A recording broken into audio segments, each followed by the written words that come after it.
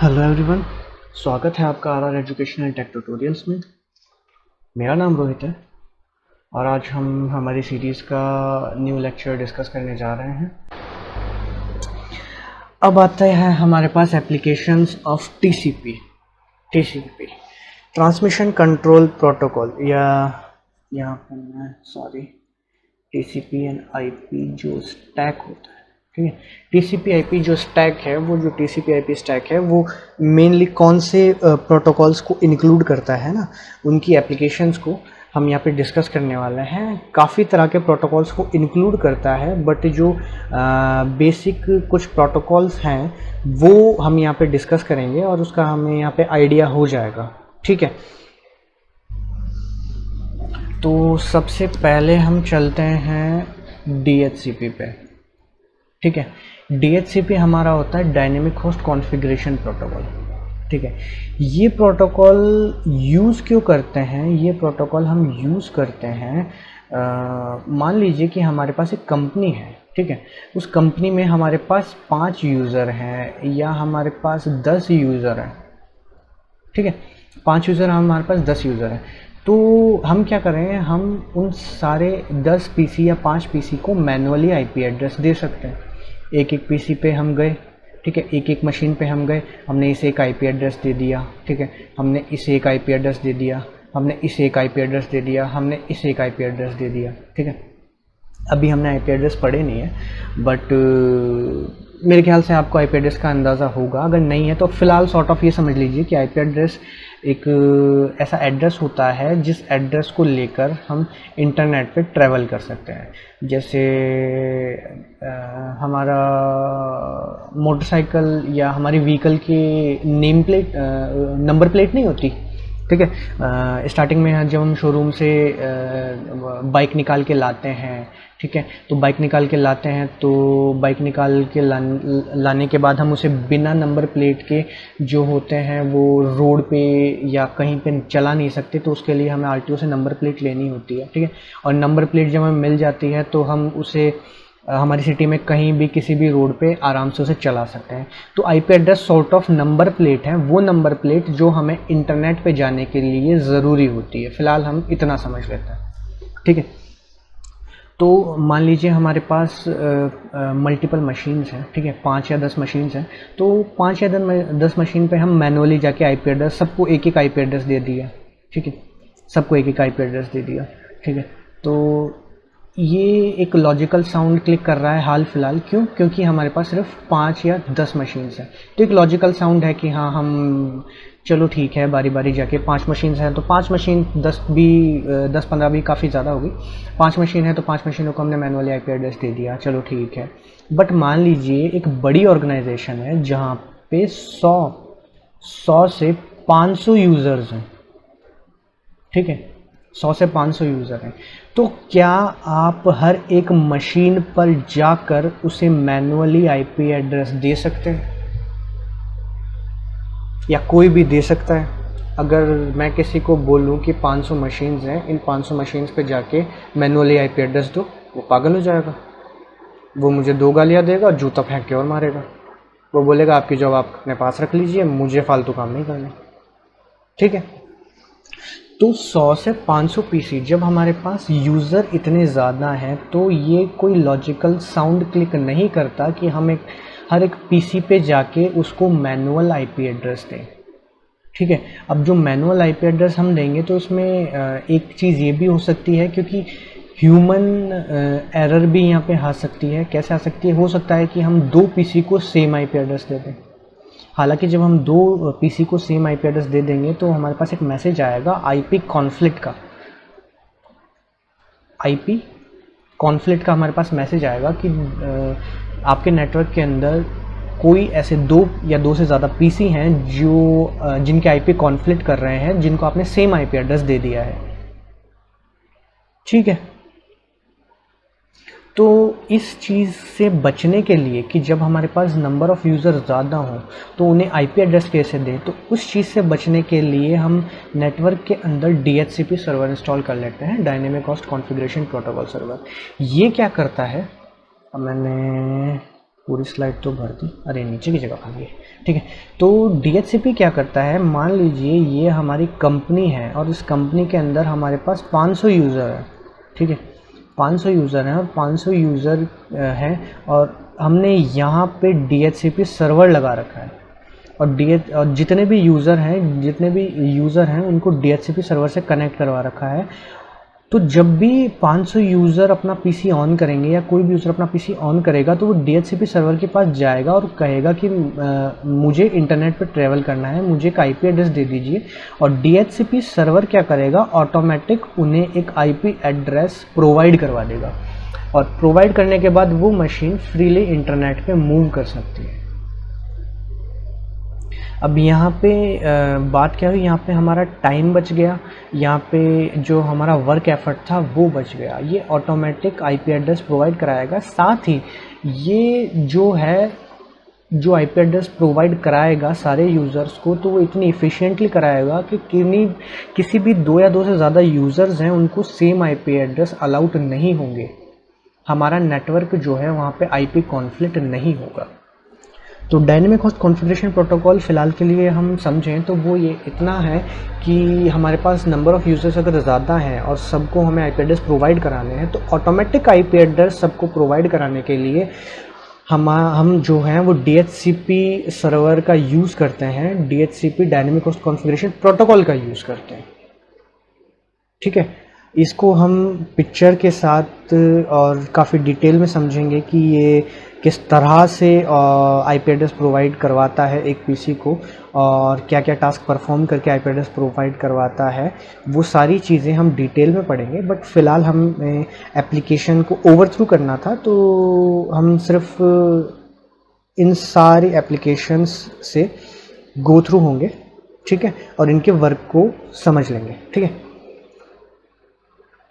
अब ठीक है, DHCP हमने कर लिया, DNS, ओके, DNS ठीक है। मैं DNS और NBNS ये थोड़ी देर में दोनों साथ में बताता हूँ। फिलहाल हम HTTP देखते हैं, ठीक है। HTTP क्या होता है, HTTP हमारे पास होता है हाइपर टेक्स्ट ट्रांसफ़र प्रोटोकॉल, ठीक है।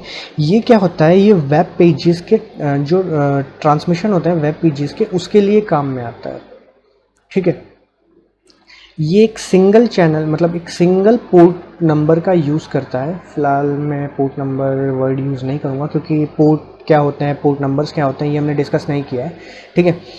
फ़िलहाल हम एप्लीकेशन के सिर्फ वर्क को डिस्कस कर रहे हैं। तो सिर्फ ये समझ लीजिए कि जो हम वेब पेजेस देखते हैं, जो हम वेब पेजेस जो ब्राउज़र वगैरह पे हम वेब पेजेस देखते हैं, गूगल खोलते हैं, कोई अलग वेबसाइट खोलते हैं, तो जो ऊपर हमारा URL रहता है ना, URL पे हमारे 2 प्रोटोकॉल्स काम कर रहे होते हैं, या तो HTTP या होता है HTTPS,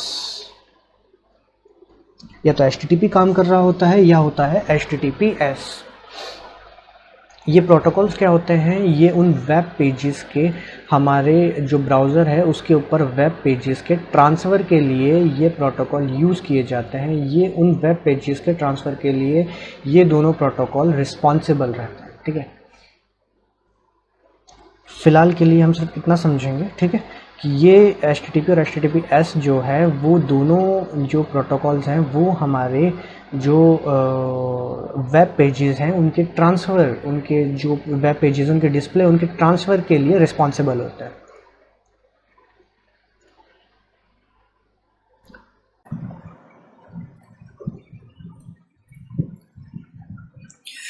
तो हमने हमारे TCP/IP, ठीक है, TCP/IP में जो एप्लीकेशंस हम डिस्कस कर रहे हैं, जो प्रोटोकॉल्स हम डिस्कस कर रहे हैं इसके स्टैक के अंदर, वहाँ पे हमने DHCP और HTTP को डिस्कस कर लिया है। अब हम देखते हैं DNS एंड NBNS, ठीक है। NBNS क्या होता है, NBNS होता है net BIOS name service translator, ठीक है।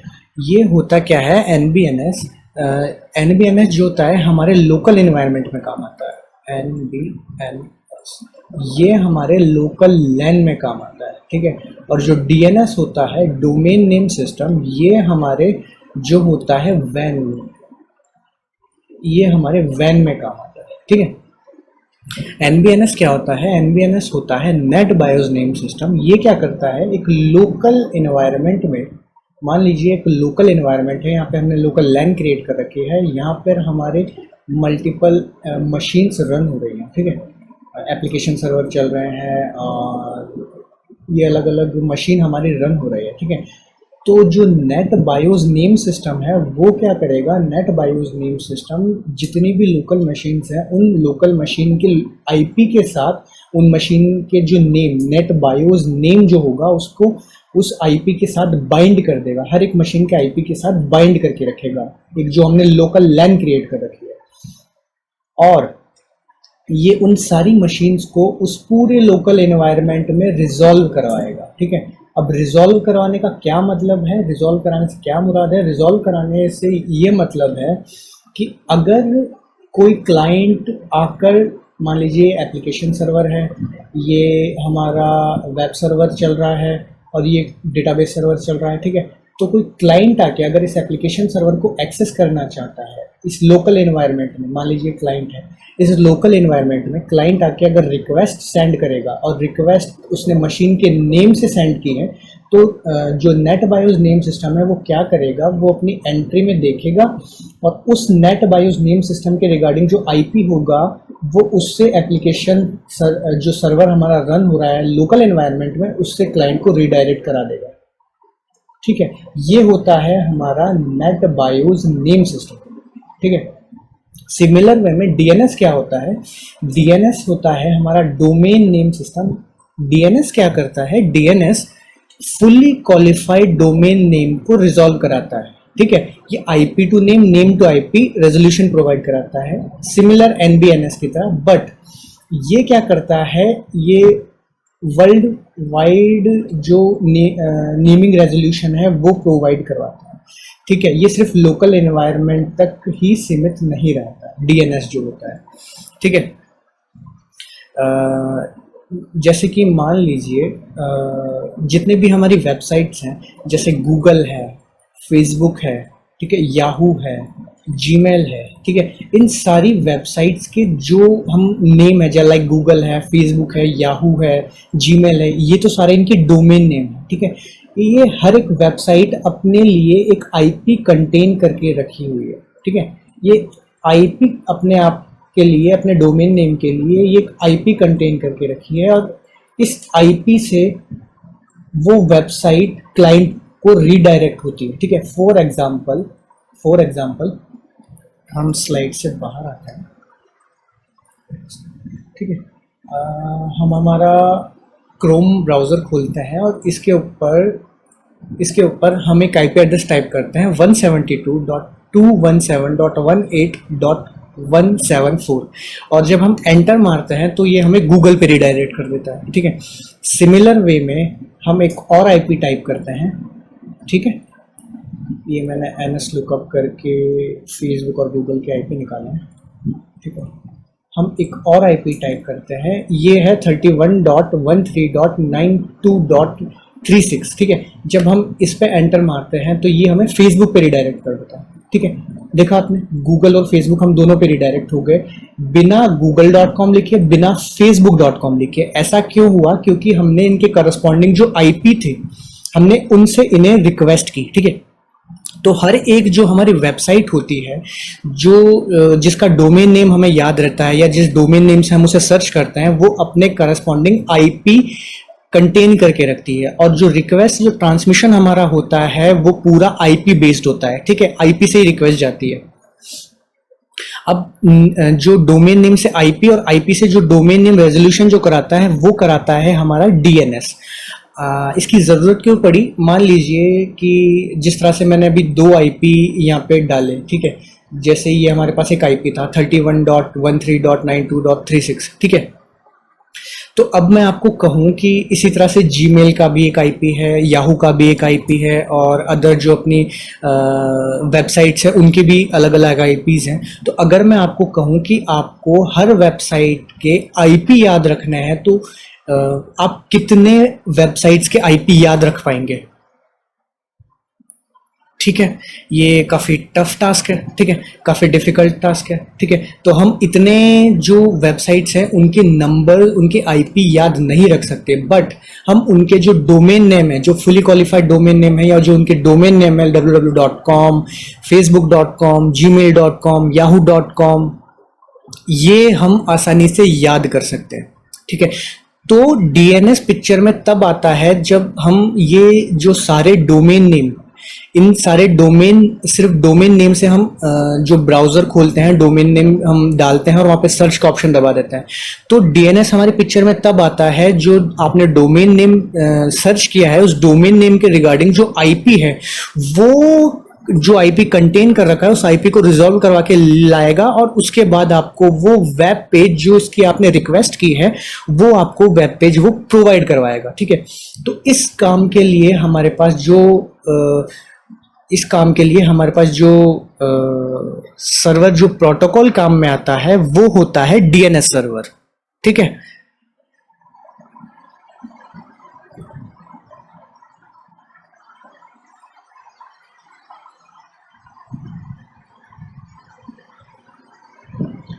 वापस आते हैं हम अपनी स्लाइड पे, ठीक है। तो डीएनएस और एनबीएनएस दोनों हमारे नेम सिस्टम ही होते हैं। आईपी टू मशीन नेम या डोमेन नेम को रिजॉल्व करवाते हैं, ठीक है।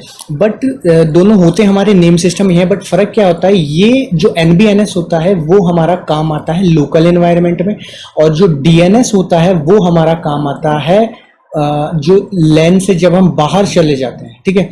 ये हमारे वैन के एनवायरनमेंट में या हर तरह के एनवायरनमेंट में काम आता है, वो होता है हमारा DNS server, domain name system, ठीक है। एनबीएनएस जो होता है वो हमारा सिर्फ, जिसकी एनबीएनएस की जो लिमिट रहती है वो रहती है हमारे लोकल एनवायरनमेंट में, सिर्फ लोकल एनवायरनमेंट में हमारे एनबीएनएस की लिमिट रहती है, ठीक है। अब एनबीएनएस की हम एक बार बात करें, वैसे तो ये हम इनकी दोनों से गो थ्रू हो चुके हैं, ठीक है। अभी फिलहाल इनके इतने इन डेप्थ को टच करना ठीक है, बट डीएनएस तो हम बार बार और कई बार डिस्कस करेंगे। साथ ही डीएचसीपी, डीएनएस, इन सबको जो हमारे राउटर्स हैं उस पे इम्प्लीमेंट करना भी सीखेंगे, ठीक है। बट एनबीएनएस के बारे में शायद हम इतना डिस्कस ना करें, ठीक है। और अभी एनबीएनएस का नाम आ गया है तो फिर मैं आपको इसके बारे में थोड़ी चीज़ें और बता दूं। एनबीएनएस जो होता है वो नेट बायोस नेम सिस्टम, वो नेट बायोस नेम पढ़ता है। हर पीसी का एनबीएनएस नेट बायोस नेम रखता है, और वो हर एक पीसी का नेट बायोस नेम यूनिक रखता है, ठीक है। जितनी भी लोकल एनवायरनमेंट में मशीन होती है, वो सारी मशीन का जो नेट बायोस नेम होता है वो डिफरेंट रखता है, यूनिक रखता है एक दूसरे से, ठीक है। ये करता क्या है, ये जो मशीन का नेम रहता है उस मशीन के नेम में एक हिडन कैरेक्टर ऐड कर देता है, ठीक है। इस हिडन कैरेक्टर को कोई ह्यूमन पढ़ नहीं सकता, ये सिर्फ नेट बायोस नेम सिस्टम ही पढ़ सकता है। इस पूरे नेम के साथ ये जो हिडन कैरेक्टर है, जो हिडन स्पेशल कैरेक्टर है, वो सिर्फ एनबीएनएस ही पढ़ता है, ठीक है। अब अगर हमें हमारे पीसी में ये चेक करना हो कि हमारी मशीन का नेट बायोस नेम क्या है, ठीक है। अब हमने ये तो पढ़ लिया कि नेट बायोस नेम सिस्टम होता है, इस तरह से काम करता है, बट हमें क्रॉस चेक भी करना हो कि जो हम पढ़ रहे हैं वो सही भी है या नहीं, नेट बायोस नेम सिस्टम नाम की कोई चीज़ होती भी है या नहीं, ठीक है। और नेट बायोस नेम सिस्टम जो है वो डिज़ाइन किया था आईबीएम ने, ठीक है।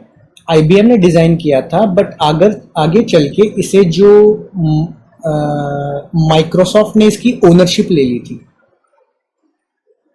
ठीक है। आईबीएम ने डिज़ाइन किया था बट माइक्रोसॉफ्ट ने इसकी ओनरशिप ले ली थी, और माइक्रोसॉफ्ट ने जो विंडोज़ एडिशन निकाले, उस विंडोज़ एडिशन में जो एनबीएनएस है, एनबीएनएस को अपने विंस, WINS, अपने विंस नाम के एप्लीकेशन इंटरफेस में इसे इंट्रोड्यूस किया, ठीक है।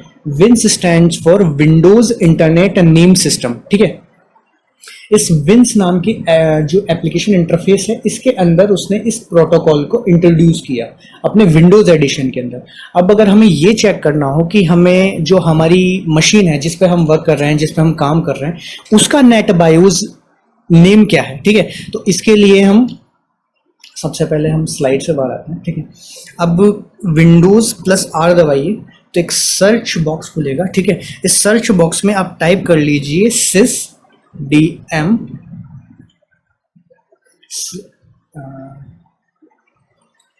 sysdm.cpi, ठीक है। इसके ये टाइप करके जब हम एंटर दबाएंगे तो हमारे पास एक विंडो खुलेगी। इस जो विंडो है, इस विंडो पे हम चेंज पे जाएंगे और मोर पे क्लिक करेंगे तो ये देखिए, ये जो हमारा दिख रहा है नेट बायोस कंप्यूटर नेम, तो ये मेरे जो सिस्टम है उसका नेट बायोस कंप्यूटर नेम है, ठीक है। अब ये जो आप देख रहे हैं JQ0M30Q, इस Q के आगे जो NBNS है वो एक स्पेशल हिडन कैरेक्टर ऐड कर देगा, ठीक है, यूनिकनेस के लिए। अब क्या होगा, पूरे नेटवर्क के अंदर ये जो हिडन कैरेक्टर है ये NBNS ही पढ़ पाएगा और उसके अलावा ना मैं पढ़ पाऊंगा, ना कोई और ह्यूमन, ना कोई अदर चीज इसे पढ़ पाएगी, सिर्फ ये NBNS प्रोटोकॉल ही इसे पढ़ पाएगा, ठीक है। और इसके साथ साथ हम ये भी चेक कर लेते हैं कि जो हमने पढ़ा था कि विंस, जो माइक्रोसॉफ्ट ने इसकी ओनरशिप ली थी और उसके बाद विंस के एप्लीकेशन इंटरफेस में से इंट्रोड्यूस कराया था, तो हम वो भी देख लेते हैं। चेंज एडेप्टर सेटिंग्स, ठीक है। यहाँ पे जाके हम प्रॉपर्टीज़ में जाएंगे और IPv4 के ऊपर क्लिक करेंगे और अल्टरनेट कॉन्फ़िगरेशन में जाएंगे तो ये देखिए यहाँ पे हमारे पास प्रेफर्ड DNS, अल्टरनेटिव DNS जो हम स्टैटिक सेट करते हैं, ठीक है, स्टैटिक IP उसे देते हैं। उसके साथ यहाँ पर देखिए, यहाँ पे एक ऑप्शन हमें दिखा रहा है प्रेफर्ड विंस सर्वर या अल्टरनेटिव विंस सर्वर, ये उसी तरह से जिस तरह से DNS है, ठीक है। प्रेफर्ड विंस सर्वर, अगर आपने अपने लोकल एनवायरनमेंट में कोई विंस सर्वर सेटअप कर रखा है तो उसका IP यहाँ पर दे दीजिए, ताकि आपके जो लोकल एनवायरनमेंट है उस लोकल एनवायरनमेंट में मशीन को रिजॉल्व करवाया जा सके, इसलिए ये विंस सर्वर का एड्रेस हमारे पास मांग रहा है। विंस stand for Windows internet name system, जो कि काम कर रहा है हमारे NBNS पे, NetBIOS name system protocol पे काम कर रहा है, ठीक है। तो ये हमने सारी चीज़ें क्रॉस चेक कर ली। वापस चलते हैं अपनी स्लाइड पे। तो हमने जो है DHCP कर लिया, DNS कर लिया, HTTP कर लिया, NBNS कर लिया, और अब हम देखते हैं SMTP। SMTP जो होता है हमारा, वो होता है सिंपल मेल ट्रांसफ़र प्रोटोकॉल। ये रिस्पॉन्सिबल होता है जो हम मेल सेंड करते हैं, ये हमारी एक मशीन है, ये हमारी दूसरी मशीन है, तो ये जो हमने मेल सेंड किया है, ये सेंड जो होगा वो होगा SMTP प्रोटोकॉल के थ्रू, SMTP प्रोटोकॉल के through, simple mail transfer protocol के थ्रू, ठीक है। और हालांकि यहाँ पे इंट्रोड्यूस नहीं है, बट टॉपिक आया तो मैं बताते चलता हूँ। SMTP मेल को सेंड करने के लिए रिस्पॉन्सिबल होता है, ठीक है। जो सेंड होता है मेल वो होता है SMTP के थ्रू, और जो रिसीव होता है रिसीवर साइड पे, जो रिसीवर साइड पे मेल को रिसीव करने के लिए जो प्रोटोकॉल यूज होते हैं वो होता है POP3, पोस्ट ऑफिस प्रोटोकॉल, और होता है IMAP, ठीक है। ये दो प्रोटोकॉल यूज होते हैं हमारे रिसीवर एंड पे। हालांकि जो है हमें फिलहाल SMTP पर ही कॉन्सेंट्रेट करना है, बट ये डिस्कस हो रहा था तो मैंने बता दिया। SMTP जो होता है सिंपल मेल ट्रांसफर प्रोटोकॉल, वो मेल को जब हम सेंड करते हैं तो वो मेल को सेंड करने के लिए रिस्पॉन्सिबल होता है, और जो रिसीवर साइड, ये सेंडर साइड एंड ये रिसीवर साइड, तो जो रिसीवर साइड है, रिसीवर साइड पे मेल को रिसीव करने के लिए जो प्रोटोकॉल्स रिस्पॉन्सिबल होते हैं वो होते हैं POP3 या IMAP, ठीक है। इसे क्लियर कर देता हूँ, आगे चलते हैं। आगे है हमारा सिंपल नेटवर्क मैनेजमेंट प्रोटोकॉल, ठीक है। ये क्या करता है, ये एक मैनेजमेंट टूल प्रोवाइड कराता है हमारे नेटवर्क के लिए, ठीक है। SNMP प्रोटोकॉल से हम हमारे पूरे नेटवर्क को मॉनिटर कर सकते हैं, ठीक है। हम उस पूरे नेटवर्क को मॉनिटर कर सकते हैं। हम ये देख सकते हैं कि हमारे पूरे नेटवर्क में हमारी बैंडविड्थ कहाँ पे कितनी ज़्यादा कंज्यूम हो रही है, कितनी ज़्यादा यूज़ हो रही है, हमारा नेटवर्क किस तरह से चल रहा है, किस तरह से नहीं चल रहा है। हम पूरे जो मॉनिटरिंग होती है नेटवर्क की, वो हम SNMP से कर सकते हैं। कैसे करते हैं? जैसे मान लीजिए ये नेटवर्किंग डिवाइस है, ये राउटर हो गया, ये स्विच हो गया, ऐसे अदर नेटवर्किंग डिवाइस हैं। ये सारे नेटवर्किंग डिवाइस में SNMP एजेंट इंस्टॉल्ड होता है, पहले से ही SNMP एजेंट प्लेस होता है। ये SNMP एजेंट जो होता है वो यहाँ पर कंट्रोलर रहता है जो SNMP एजेंट को कंट्रोल करता है। ठीक है, ये इन सारे SNMP एजेंट्स को कंट्रोल करता है। ये अपनी सारी सिस्टम की अपडेट्स इसे भेजते रहते हैं। ठीक है, इसे भेजते रहते हैं। जितने भी डिवाइसेस हमारे पास लगे हुए हैं वो अपने सारे सिस्टम अपडेट्स, नेटवर्क की अपडेट्स वो कंट्रोलर को भेजते रहता है। और जो कंट्रोलर रहता है वो controller MIB, management information base के अंदर वो सारी इंफॉर्मेशन सेव करता रहता है, जो भी इंफॉर्मेशन इसे अपडेट्स मिलती रहती है। और ये MIB यूज़र को एक ग्राफिकल यूज़र इंटरफेस के थ्रू इंटरेक्ट करके वो सारी इंफॉर्मेशन उसके नेटवर्क की दे रहा होता है। ठीक है, तो SNMP हमारा मॉनिटरिंग के लिए काम आता है। ये एक मॉनिटरिंग टूल मान सकते हैं आप इसे। ठीक है, तो SNMP simple network management protocol हमारे नेटवर्क को मैनेज करने के लिए, मैनेजमेंट पर्पस के लिए काम में आता है। SNTP क्या होता है? Simple network time protocol. ये क्या होता है? ये क्लाइंट सर्वर आर्किटेक्चर, जितने भी हमने पढ़े हैं उनमें ज़्यादा से ज़्यादा क्लाइंट सर्वर आर्किटेक्चर ही होते हैं। ठीक है, SNTP क्या होता है? SNTP, मान लीजिए ये हमने एक SNTP सर्वर इंस्टॉल कर रखा है। ठीक है, SNTP सर्वर इंस्टॉल कर रखा है और हमारे जो इन्वायरमेंट है वहाँ पे हमारे पास ये मशीन्स चल रही है। ठीक है, और हमने SNTP सर्वर का एड्रेस इन्हें दे रखा है। ठीक है, तो जो हमारी क्लाइंट मशीन्स हैं, ये हमारी क्लाइंट मशीन है। ठीक है, ये हमारा सर्वर है। तो जो हमारी क्लाइंट मशीन्स हैं वो क्लाइंट मशीन सर्वर के जो क्लॉक है, सर्वर के क्लॉक से अपने सिस्टम की क्लॉक को सिंक्रोनाइज कर लेगी। समझ में आई बात? जो हमारे क्लाइंट्स हैं वो हमारा जो मेन सर्वर है, उस मेन सर्वर की जो सिस्टम का क्लॉक है, उस क्लॉक से अपने अपने जो सिस्टम है उसकी क्लॉक को सिंक्रोनाइज कर लेगी। ठीक है, तो इस चीज़ के लिए सिस्टम, जो हमारे जितने भी एनवायरनमेंट में सिस्टम है, उन सारे सिस्टम के क्लॉक को सिंक्रोनाइज करने के लिए हमें SNTP प्रोटोकॉल यूज में लिया जाता है। ठीक है, इन्हें क्लियर करता चलो। ठीक है, अब इसके बाद हमारे पास आता है टेलनेट। टेलनेट का हमने कई बार नाम सुना भी होगा, आप में से आधे से ज़्यादा लोग इससे वाकिफ़ भी होंगे कि टेलनेट होता क्या है। टेलनेट होता क्या है? रिमोटली एक मशीन से दूसरी मशीन को रिमोटली एक्सेस करना। ठीक है, रिमोटली उसे एक्सेस करना। ठीक है, टेलनेट क्या होता है? टेलनेट एक प्रोटोकॉल होता है जो टर्मिनल, टेलनेट जो होता है वो टर्मिनल एमोल्यूशन होता है। ठीक है, वो कहीं सॉफ्टवेयर्स के थ्रू एक टर्मिनल प्रोवाइड कराता है। वो टर्मिनल क्या करता है? हम डेस्टिनेशन मशीन का IP या उसका करस्पॉन्डिंग नेम डालते हैं और वो हमें उस मशीन से रिमोटली रीडायरेक्ट कर देता है और हम उस मशीन को एक्सेस कर पाते हैं। टेलनेट के अगर मैं टूल्स के नाम बताऊं तो टेलनेट हम कर सकते हैं टीम व्यूअर से। ठीक है, टीम व्यूअर से, और टेराटम नाम से एक सॉफ्टवेयर आता है। ठीक है, इस तरह से कई सॉफ्टवेयर आते हैं जो टेलनेट प्रोटोकॉल का यूज़ करते हैं और हम जिन्हें इजीली अपने दो सिस्टम्स को रिमोटली कम्युनिकेट कराने के लिए काम में ले सकते हैं। अगर आपने टेलनेट यूज़ नहीं किया तो मैं आपको सजेस्ट करूंगा कि एक बार इसे यूज़ करके ज़रूर देखिए।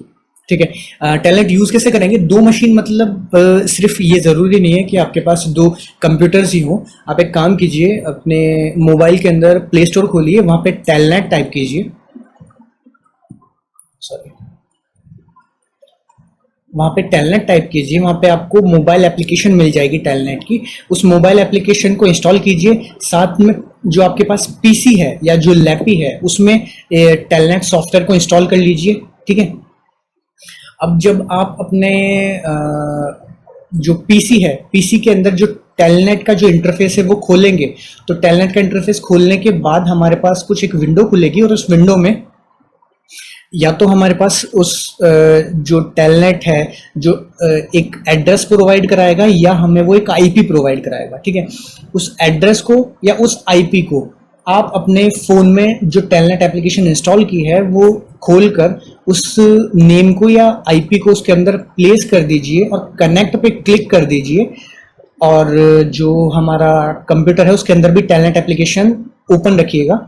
जब आप कनेक्ट पे क्लिक करेंगे तो आप ये देखेंगे कि जो आपका मोबाइल है वो आपके पीसी से टेलनेट के थ्रू कनेक्ट हो गया और अब आप अपने मोबाइल से कंप्यूटर को एक्सेस कर सकते हैं, ठीक है। तो ये चीज़ एक बार आप करके देखिएगा, टेलनेट को एक बार यूज़ करके देखिएगा आप अपने मोबाइल और पीसी के थ्रू, ठीक है। आते हैं हम हमारे अगले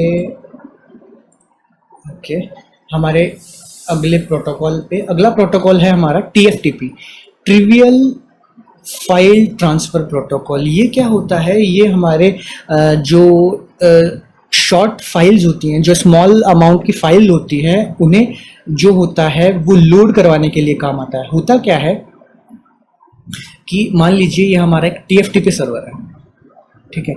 TFTP सर्वर है, ये हमारा राउटर है या स्विच है, ये हमारा राउटर है या स्विच है। तो हम इसमें क्या करेंगे, हम इसमें TFTP जो सर्वर है उसका एड्रेस दे देंगे, ठीक है। एड्रेस देने के बाद जो TFTP सर्वर है, TFTP सर्वर पे ये जो राउटर है या जो स्विच है, इनकी कॉन्फ़िगरेशन फाइल्स पड़ी होंगी, ठीक है। ये कॉन्फ़िगरेशन फाइलें पड़ी होगी यहाँ पे सबकी। तो जो राउटर है या जो स्विच है वो क्या करेंगे, जब भी वो बूट होंगे और हमने उनको TFTP का एड्रेस दे रखा है, तो वो क्या होगा, राउटर जब भी बूट होगा वो TFTP सर्वर से अपनी कॉन्फ़िगरेशन फाइल उठा के और लोड करवा के और वो बूटअप होके स्टार्ट हो जाएगा। सिमिलर वे में स्विच है, स्विच में अगर हमने TFTP का एड्रेस दे रखा है तो वो क्या करेगा, वो अपनी कॉन्फ़िगरेशन फाइल वहां से उठाएगा, उसे लोड करेगा और वो बूटअप हो जाएगा, ठीक है, एंड रेडी फॉर वर्क।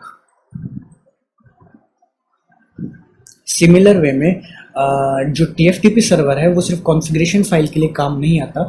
मान लीजिए जो राउटर या स्विचेस जो हैं, इनकी जो OS हमारे पास है, उस OS को हम डायरेक्ट TFTP सर्वर से इंस्टॉल भी करवा सकते हैं इन डिवाइसेस के ऊपर। खैर ये थोड़ी एडवांस लेवल की चीज़ है, तो फिलहाल हम इस पे इतना ही कंसंट्रेट करें तो बेटर है कि TFTP server trivial file transfer protocol होता है, स्मॉल फाइल्स को लोड करवाने के काम आता है। एग्जांपल के लिए हमारे पास राउटर या स्विच है, तो राउटर या स्विच को हम जो कॉन्फ़िगरेशन फाइल है उसको लोड करवानी हो तो हमने TFTP का एड्रेस दे दिया, उसने बूट हुआ, वहाँ से TFTP के एड्रेस पे रिक्वेस्ट भेजी, वहाँ से फाइल लोड करवाई और बूटअप हो गया, ठीक है। हमने ये सारे प्रोटोकॉल्स जो है इनकी वर्किंग हमने समझ ली है। मेरे ख्याल से आप लोगों को ये सारे प्रोटोकॉल्स इजीली समझ में आ गए होंगे। एक प्रोटोकॉल में इसमें ढूंढ रहा हूँ जो मोस्ट इम्पॉर्टेंट है, शायद इसमें नहीं है, तो वो हम एडिशनली डिस्कस कर लेते हैं। डिस्कस इसलिए कर लेते हैं क्योंकि वो इम्पॉर्टेंट है। एक प्रोटोकॉल और इसमें इंक्लूड कर लीजिएगा, वो है FTP, ठीक है। FTP stands for file transfer protocol, ठीक है। ये क्या होता है, जब भी हमें मान लीजिए हमने कोई फाइल उठाई और फाइल उठा के अपलोड करनी स्टार्ट कर दी, या कोई फाइल हमने डाउनलोड करनी स्टार्ट कर दी, तो इन दोनों सिनेरियो में जो प्रोटोकॉल हमारे पास काम आ रहा है वो हो रहा है FTP प्रोटोकॉल हमारे पास काम आ रहा है, FTP प्रोटोकॉल।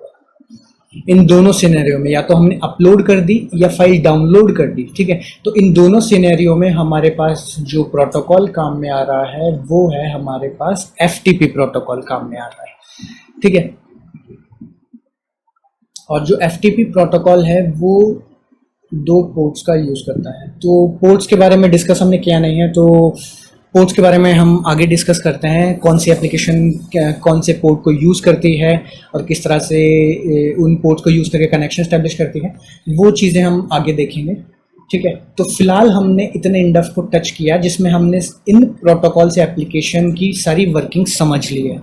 मेरे ख्याल से आपको ये सारे एप्लीकेशन की वर्किंग और जो इनकी जो गो थ्रू होने की नॉलेज है वो आपको हो गई होगी। हम इन सब से गो थ्रू हो चुके हैं और उम्मीद करता हूं कि हमें इन सारे जो एप्लीकेशंस हैं जो TCP/IP स्टैक में इंक्लूड होते हैं उन सारी एप्लीकेशंस के वर्क हम समझ चुके होंगे। ठीक है, मैं ये नहीं आपसे उम्मीद करता कि डीप में या ब्रीफली समझ गए होंगे, लेकिन हमें ये समझ जाना चाहिए। अब अगर कभी भी आगे हमारी स्लाइड में DHCP का जिक्र हो तो हमें ये समझ जाना चाहिए कि DHCP काम में क्या आता था, मल्टीपल जो मशीन होती है उनको ऑटोमेटिक IP एड्रेस देने का काम आता था। DNS क्या होता था, DNS अपना IP to name, name to IP resolution करता था। HTTP क्या होता था, वो वेब पेजेस के लिए यूज आता था। LBNS लोकल एनवायरनमेंट के लिए काम आता था। SMTP, SNMP, तो इन सब का हमें आइडिया लग चुका है। तो अगली बार जब ये नाम हमारे सामने आए तो हमें ये इस तरह से क्लिक नहीं होने चाहिए कि हमारे नाम सुने हुए नहीं है या हमें पता नहीं है कि ये वर्क क्या करते हैं।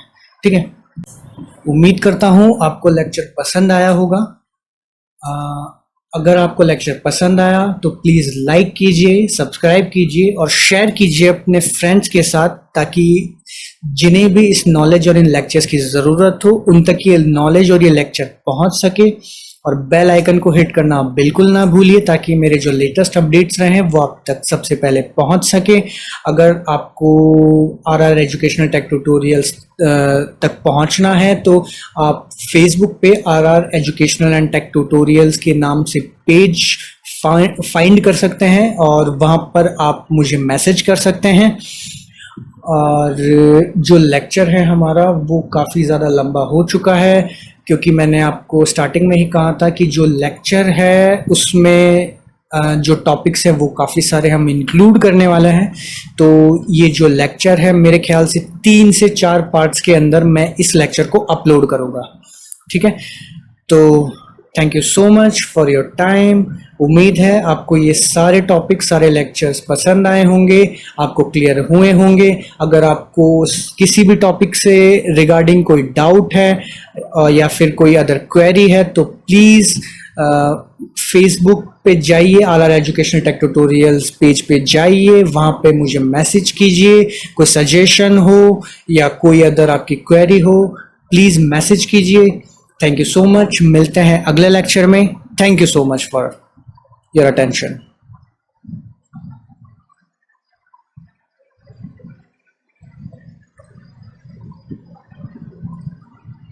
और जो लेक्चर है हमारा वो काफ़ी ज़्यादा लंबा हो चुका है, क्योंकि मैंने आपको स्टार्टिंग में ही कहा था कि जो लेक्चर है उसमें जो टॉपिक्स है वो काफ़ी सारे हम इंक्लूड करने वाले हैं।